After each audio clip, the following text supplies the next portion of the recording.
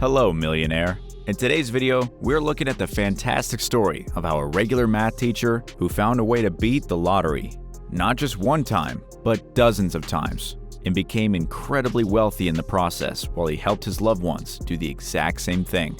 Buckle up, because this story is exciting. First, let me ask you a question.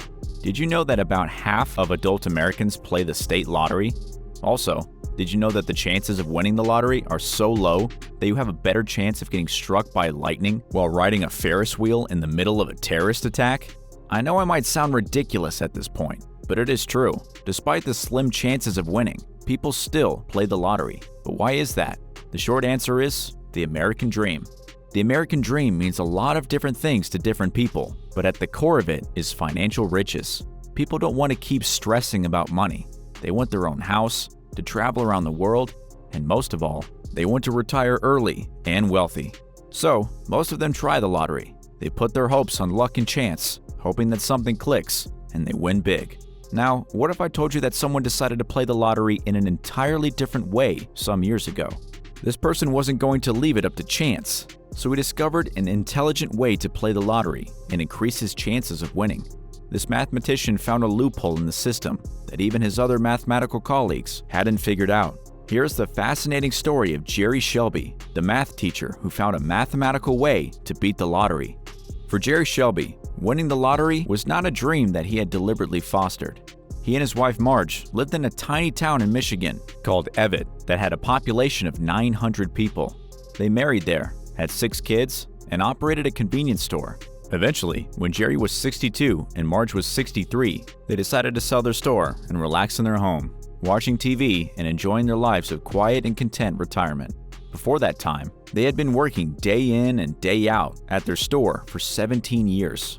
This retirement, no matter how unglamorous it was well-deserved. Things would take an exciting turn when in 2003, an unusual lottery game, Windfall, was released. Jerry caught an ad for the lottery game while watching TV, and his mathematical brain immediately got into gear. The rules of the game were pretty straightforward. First, a player had to pick 6 numbers between 1 and 49. If they guessed 2, 3, 4, or 5 numbers, then they would get a prize in increasing amounts. If they guessed 6, then they would win the $2 million prize. Nothing different so far, right? Well, keep watching. Jerry had always been a natural at math all his life, and even had a master's in the discipline. He realized in a couple of minutes that there was an exploitable hole in the lottery's logic. One significant error that the state lottery had made was that they listed the odds of winning that were associated with each combination of numbers. Lottery shows like Mega Millions have the prize money go up when no one wins the jackpot. However, Windfall was different because the exact opposite was the case. The jackpot would roll down when no one won, and people with fewer correct numbers would win. Of course, it was more of a compensation win, and nowhere near the grand prize.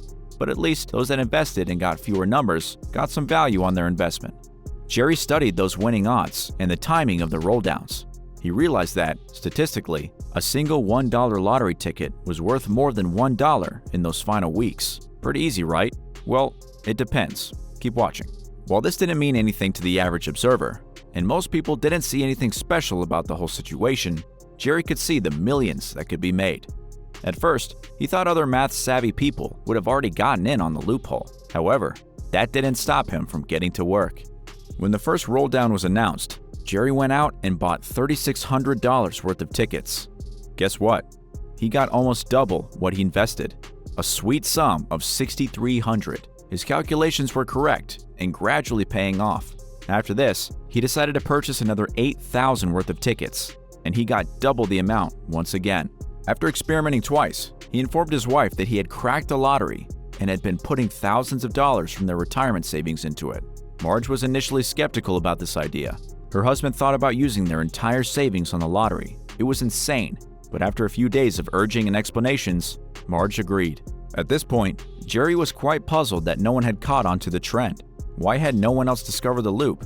This thought would be on his mind as he kept investing more and more money until he could make a small fortune. After this, he started a company called the GS Investment Strategies. In one of his earliest and most significant bets, Jerry put in $515,000 and got a return of $853,000. After this, he sold shares in the company to friends and family and started giving them massive returns on their investments. These were the people that trusted him enough to put down money into this system he had created. Soon, the town was swimming in some Hollywood plotline-like fortune. One of Jerry's friends was able to put 3 of his kids through school and 1 through law school. In 2005, just 2 years after the game was released, there were 25 members in Jerry's lottery club, and funny enough, all of them were winners. The members were as diverse as they came. There was a factory manager, a bank manager, and even a police officer. Although this was an incredibly fantastic run, we know nothing lasts forever, right? Here's where everything started to shift. Unsurprisingly, the state closed down Windfall, blaming it on a lack of sales. Later, one of the members of his lottery club informed him of a similar game in Massachusetts. When Jerry checked it up, he realized that it was true, and it only took him 10 minutes to figure out a solution for the game that would give them a guaranteed win. So what did Jerry and his Jolly Lottery Heist members do? Well, they began a 6-year process of throwing in cash and yielding. Jerry and his wife would drive for hours to Massachusetts, a 900-mile journey whenever there was a rolldown. They'd walk around and drive while buying hundreds of thousands of tickets. It took a lot of effort and became like a profession. Sometimes they'd work 10 hours a day, but still wouldn't get all the tickets they wanted. They saved millions of losing tickets just in case anyone started an investigation on their operation. It is important to note at this point that what they were doing wasn't illegal. They were playing a game, and for any authority to understand that, they had to have proof. Unfortunately, after a while, a few people started getting interested in the couple. Boston Globe started sniffing on their trail. They had received an anonymous tip that someone had been purchasing fortunate winning tickets at incredibly high volumes in Massachusetts. Now, this is where things got a little more interesting. An investigator from the Boston Globe discovered that there were actually 2 groups of people finding their way around the Massachusetts lottery system: the Selby couple and, wait for it, MIT. Yes, some students at MIT had figured out what Jerry did and had invested heavily into the scheme. They had been able to gather enough money to bet millions over the span of 7 years, and in the end, they had amassed $3.5 million in profits. Of course, when the story got out, the game was shut down effectively, and an investigation began almost immediately. The state inspector general and his team searched for a scam, any sort of corruption that would nail the heisting lottery team, but they found none. The inspector would eventually admit defeat and marvel at the genius of an old retiree who can pull himself along with family and friends to wealth. Jerry Selby would marvel at the fact that no one figured out the loophole throughout its 9-year run, except, of course, the students from MIT. Jerry Selby's company would make $29 million over the span of 9 years, and has since given most of the money to his kids and grandkids. He also renovated his house to his dream taste, and he still hangs out with his friends from the heisting days. Ever since the fortunate incident, Jerry has gone from obscurity to extraordinary wealth to media runs to selling his story to Hollywood. His story is proof that there are many paths to the American dream. Thanks for watching. Don't forget to like, share, and subscribe. See you next time.